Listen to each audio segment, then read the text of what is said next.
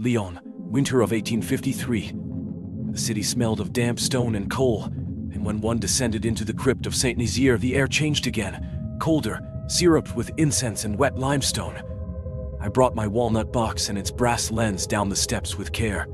The porter had wrapped the steps in rough cloth so my boots would not ring. The mother had chosen the crypt because the child woke coughing in the light, she said, even after he had fallen quiet. Her grief was severe, but contained, the way good wine is contained, corked, pressed down, dark. She wore a black shawl and a small silver cross that refused to shine. Her gloved hands rattled a rosary in a hidden pocket. The priest muttered that children deserved the daylight. He did not like the idea of witness plates in the earth's throat. I am a daguerreotypist. I have carried iodine in a stoppered jar until my coat smelled like torn apples, and mercury in a travel box that made my hands shake if I thought about it too long. I sleep with sodium hyposulfite beside my bed, the way others keep lavender. I am a husband and a father and a coward who understands the chemistry of memory better than the courage of faith. I know how to turn a mirror into an accusation. When they summoned me that morning, they told me little. The boy was small, milk-fed, a month shy of half a year. They wanted his likeness before he could no longer pass for sleeping. The crypt door closed with a hollow gasp. The porter's key sounded like a coin dropped into a well. The bier they had found was narrow. Perhaps it had been meant for a saint's reliquary once, because it was too fine for modern dead. The infant lay swaddled in a white shroud stitched with a little cross in blue cotton. Someone had threaded a tiny rosary around his wrist, a toy of devotion which he would never learn to use. A single candle burned near the child's face, rimmed with the waxen tears of previous masses. The flame did not waver. That is how cold and windless it was. "My boy," the mother whispered. She put her hand near his mouth and drew it back. "Do you see the mist? Like when he was hungry. He still wants the breast." The priest, Father Auguste, clicked his tongue. He quoted St. Augustine, I think, about restlessness and the need to let children go as soon as God had claimed them. He did not kneel. He looked at my camera and say what they all say, half in awe and half in fear: "You make the ghost stand still." I set up the tripod and opened the leather case. The lens cap came away with a soft breath. I adjusted the plate holder, checked my fuming box, old mahogany lined with tin, its velvet gaskets worn by my traveling. The iodine crystals shimmered like violets when the lamplight struck them. I slid a polished silvered copper plate into the fuming drawer, closed it, waited until the surface bloomed with the pale golden film of silver iodide.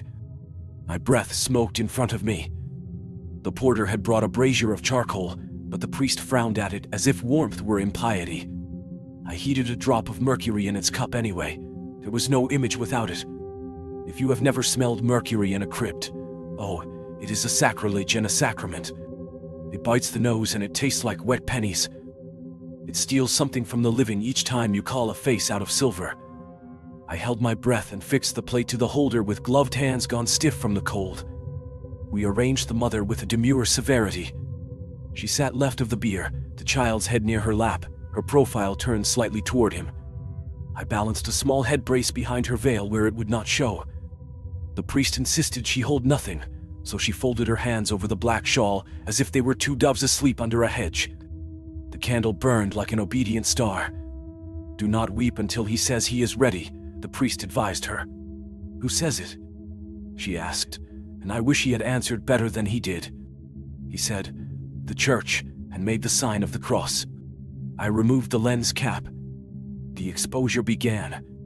Time lengthened the way it does when you sit beside someone dying.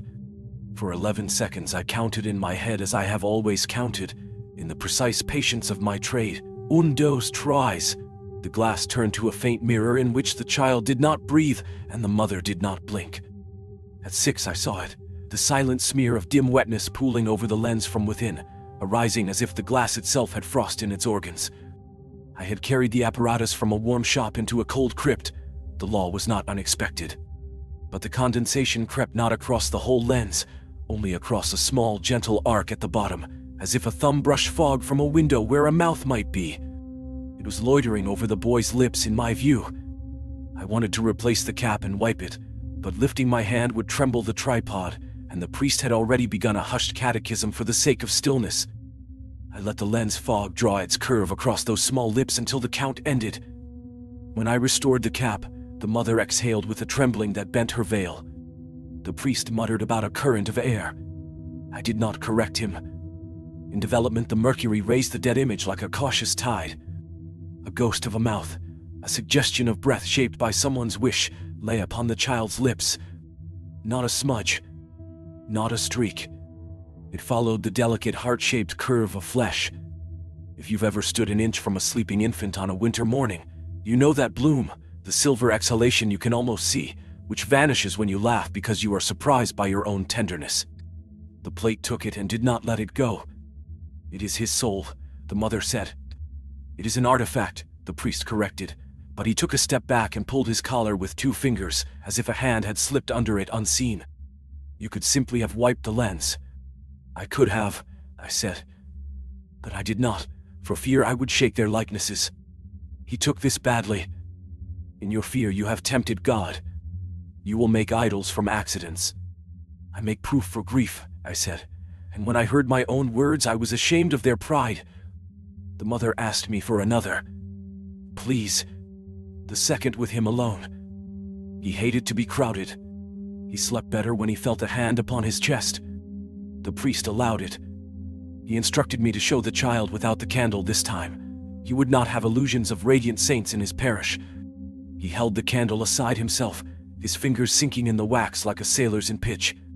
The crypt became bluer, more honest, if honesty is the color of stone. I placed the plate into iodine, brought it out, slid it into the holder. I lifted the child in his swaddle as if he were a loaf of warm bread, though he was cold as river pebbles. I laid him upon the bier again, straightened the tiny blue cross on the shroud.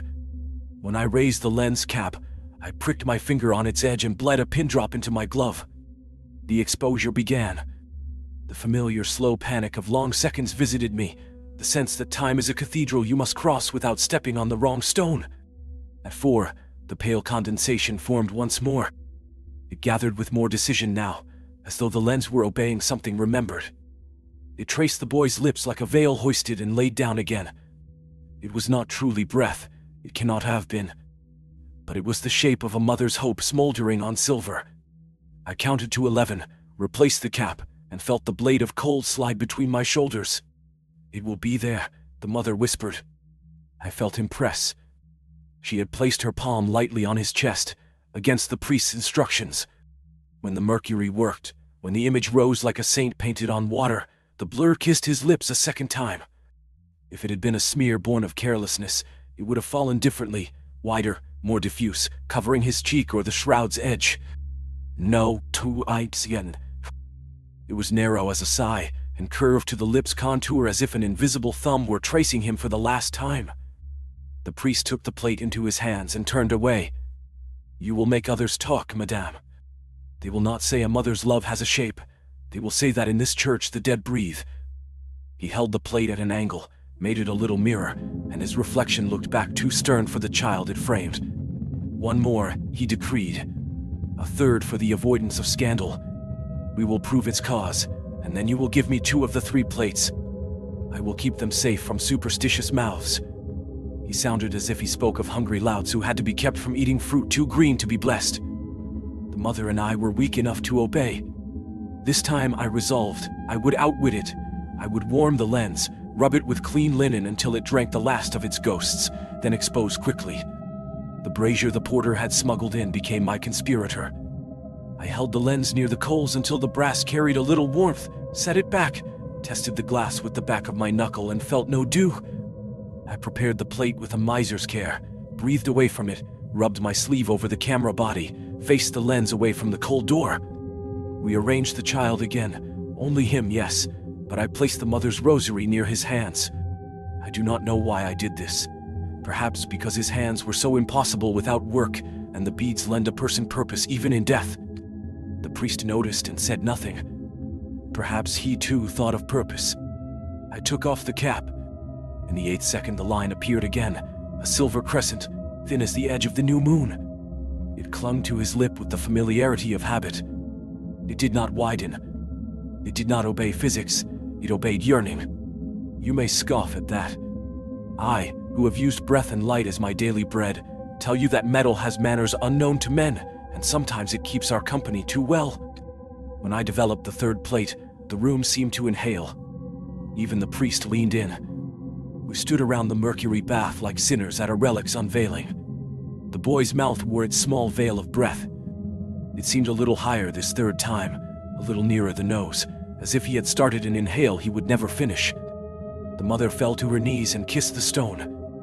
The priest began a litany that sounded less like rebuke and more like defense. There are men in Lyon who can smell a miracle from 2 streets away. They came without being called. Word travels face to face faster than any post. One of them was a sacristan with a scar like a crutch along his cheek. He had a collector's hunger and wanted to buy all 3 plates to protect the church. Another was a bachelor with a parlor full of plaster saints who never visited the poor. He offered to pay me 2 months' rent.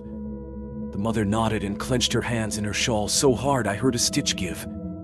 The priest turned to me and with a gentleness that was almost affection, asked me to do what was right. What is right? To explain the adherence of dew to warmed glass. To presume the contour of grace. To call it blasphemy. To hide it away because the wrong eyes would adore it correctly but for the wrong reason. Would you have kept that photograph, or buried it too? I took the 3 plates into my shop that night, wrapped and felt like babies. My house is above a street where the carters sing when they pass. That night there was no singing, only their wheels in the ruts and the wind pawing at a shutter. I lit 2 lamps, heated the room, locked the door. I made tea I did not drink. I looked at the plates under every angle as a painter looks at his model from the window and from the chair. The breath line did not change. It was neither scratch nor chemical stain. It was a gentle obscurity, of the same family as the hollows heaped by cheap candles, where their smoke sketches a little dark around the light. It was not of the mercury. I know mercury's teeth marks. It was not of the iodine. I know the golden rash it gives when it bites too long. Then, fool coward father that I am, I took out my own child's plate from my drawer and put it beside the boy's. My daughter had been 2 when her fever broke her, a winter earlier than this.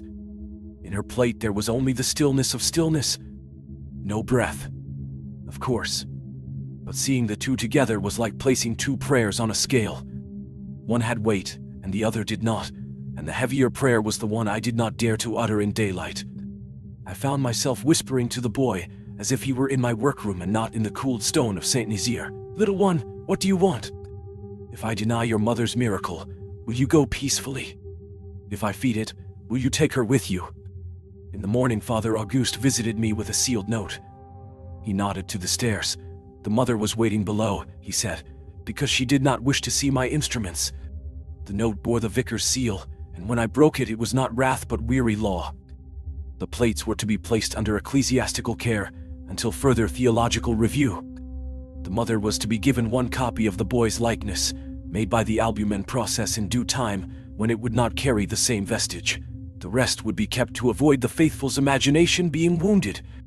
It was a phrase like a brand on skin. I told the priest I would prepare a 4th plate at noon in the open air for their satisfaction, an image that would show nothing but a sleeping child and thus release everyone from the enchantment. He agreed. The mother, when told, put out her hands and touched the table. If he breathes again, let him do it in heaven, she said quietly. I cannot bear another night of it. At noon we brought the child to the churchyard. The sun sat in a winter's white dish. The air had the flavor of smoke and snow. I arranged the small swaddle on a chair borrowed from the sacristy and set the camera 3 paces away. I warmed the lens until it kissed my knuckle with heat. I kept the plate in its fuming drawer longer than usual to thicken it. My hands behaved like a surgeon's. The priest stood at my shoulder with the candlestick from the crypt, unlit, as if to remind light of its own responsibilities. I took the cap off. One must confess when one hopes for failure. I hoped to fail the miracle. I hoped the plate would drink only the obvious. The seconds counted like years whose names you know but cannot love. There was no condensation. There was no curve. There was only the child's mouth, resolutely unclouded. When I developed it under the awning by the choir door, the mercury rose without a surprise. The child did not breathe. The priest nodded as if he had prophesied. The mother put her hand over her eyes and let out a sound that was not weeping yet. She said thank you to no one in particular, to air and stone and the bones under the grass. The sacristan with the scar frowned. He had come to see a prophet perish and did not like to watch it. 2 hours later, the vicar came himself to my shop. He placed the third plate, the one where the breath seemed highest, into a wooden case with a little ribbon like a saint's remnant. He took the first two and sealed them in a paper packet with wax impressed by St. John's head, as if to frighten away lovers of marvels. He told me very kindly that I was not to speak of the phenomenon except to say that it had been produced by moisture, and that it should not be thought of as a sign. If I told that story faithfully, he would permit my name to continue to be spoken in this parish without caution. The mother came after him. She was not permitted to keep the originals. The vicar would give her the plain noon portrait once I made it upon albumen paper to be kept in a modest frame. The sort of picture that gathers dust on a dressing table and does not ask the eyes to climb any higher than the human. "Do you wish to touch the plate again?" I asked recklessly. "The third one, while it is still in the room." I should not have. The law had been laid. I was inviting her to break her heart against it in the worst way. She shook her head. "No.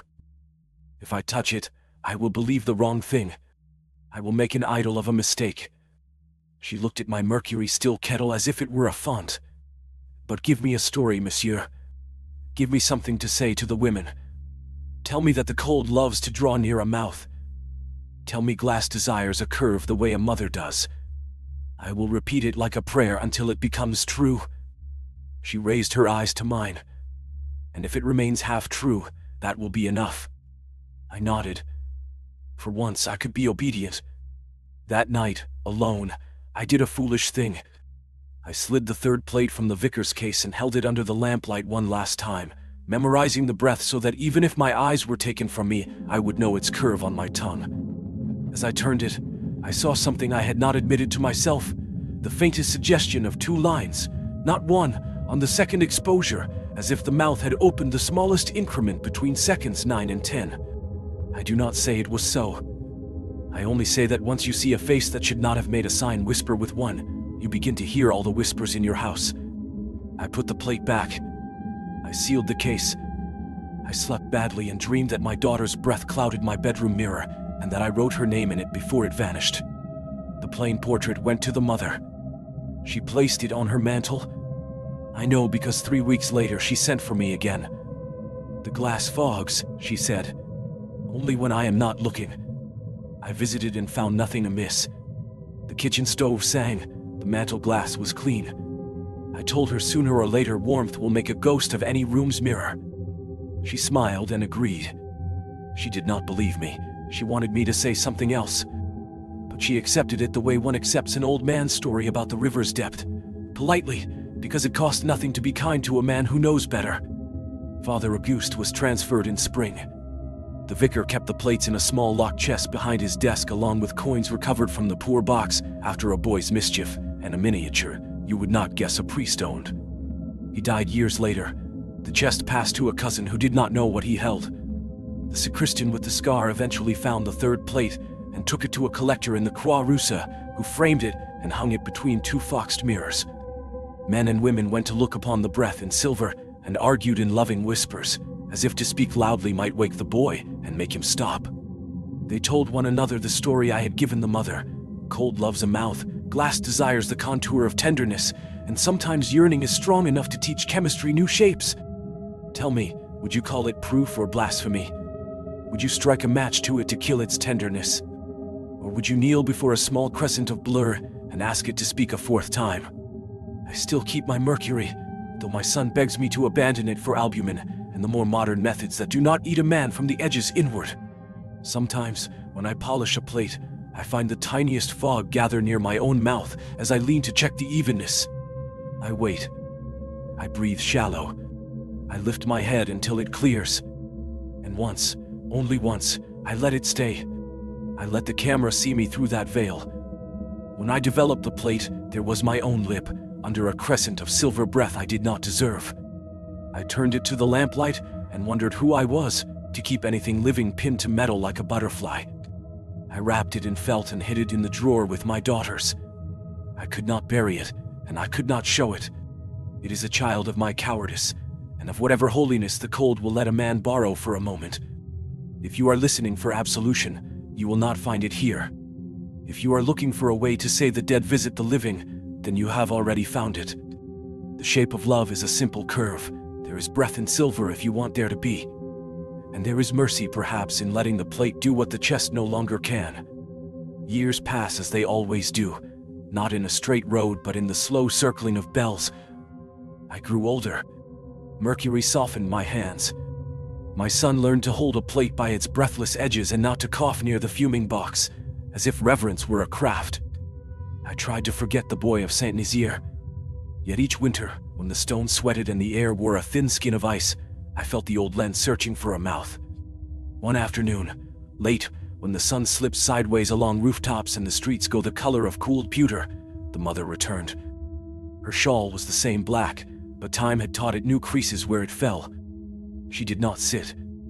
She refused tea. Her hands were empty. The rosary must have moved to another pocket, or perhaps to a drawer that does not open as often as it once did. It has dimmed, she said. The plate? I asked, though I knew. The breath, she said softly, and her eyes noted my surprise with a kind patience. You know which I mean, even if it was never mine to keep. She described how, in a certain season and always after the Angelus, the plain noon portrait clouded in its frame for the length of a prayer. Not always. Not to frighten. Just enough to teach her to look, and to look away, and to live. I thought you did not want that kind of story, I said. You asked for the kinder one. I wanted what would keep me, she answered. Your kinder story did. Now and then, mercy sends an echo. If you have ever held silence between you and another like a glass that might break, you will know how we stood. I could offer knowledge, which is a poor cloth, or I could offer the silence back. I did the rarest thing a tradesman does, nothing at all. She touched the wooden edge of my desk the way people touch a reliquary as they pass, and left behind the faintest shine of oil from her skin, which is to say, the proof that one body has met another without demanding anything more.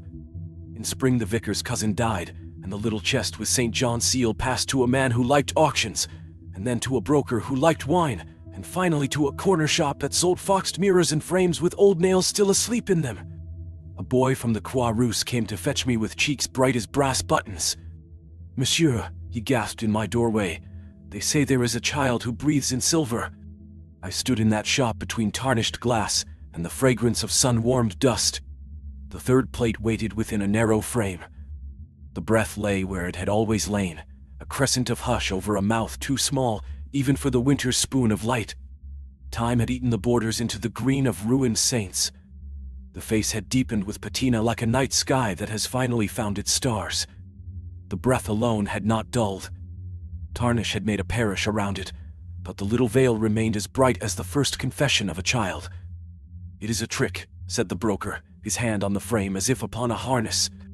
It is a tenderness, I said, and immediately wished I had kept quiet. A tenderness can be sold more dearly than a trick. A woman beside me crossed herself. A man scoffed, and then fell quiet. The boy from the Croix-Rousse leaned forward, eyes shining not with doctrine but with hunger for any story that could hold itself upright. Somewhere beyond the door a bell began. The hour washed down the street like warm water in a basin. I thought of Father Auguste, who would have stuffed this into a desk's dark and called it safe. I thought of the mother, who had learned to live with the softer story and its occasional fog. I thought of my daughter's plate, sleeping in its drawer, untroubled by the shapes men ask the dead to make. The broker named a price. I paid a smaller one. He frowned, but the bell was still ringing and some men cannot argue against the hour. I took the frame, wrapped it in paper that had wrapped other frames with other faces, and carried it like a book one does not read in public. I did not bring it to the church. I did not take it home. I walked to Saint-Nizier's side door and asked the porter for the crypt.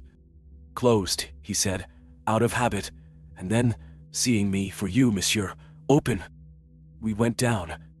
The air was its old wet coin. No candle burned. The slab where the boy had lain did not remember him. Stones are faithful, but not to names. I set the frame upon the bier. I did not light a taper. I took off my hat as if entering a house where a child might be asleep. "You do not belong to me," I said, "to no one and to the only one who could hear. You do not belong to any of us. If you are a kindness, do your work. If you are a lesson, do not gild yourself into a lie. If you are a mistake, be the most beautiful mistake we can carry without breaking." I left the plate there. In the morning it was gone. Do not look at me like that. I did not inquire who claimed it. Perhaps the vicar who had replaced our vicar found it and hid it. Perhaps the sacristan with the scar finally made his profit.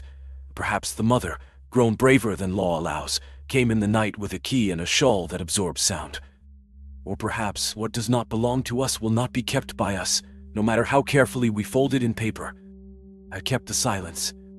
I do not need to keep the silver.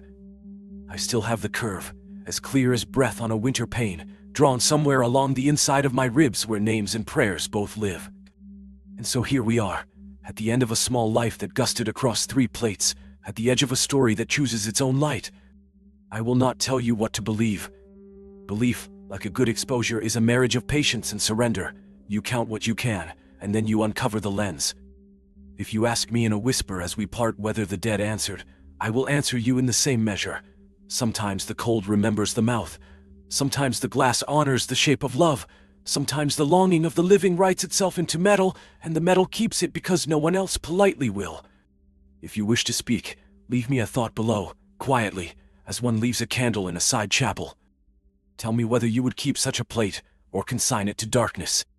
Say whether you saw a miracle, or only a mother's breath returning to her from the other side of a mirror.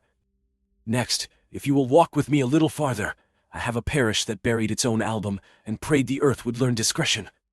I have a drowned bride whose veil learned to wear a face whenever candle No. 7 was lit. I have a manila shutter that went white and made a saint out of a failure. Come back, and I will open the case. Come back, and we will count the seconds together, 1, 2, 3, until the image chooses what it wishes to be,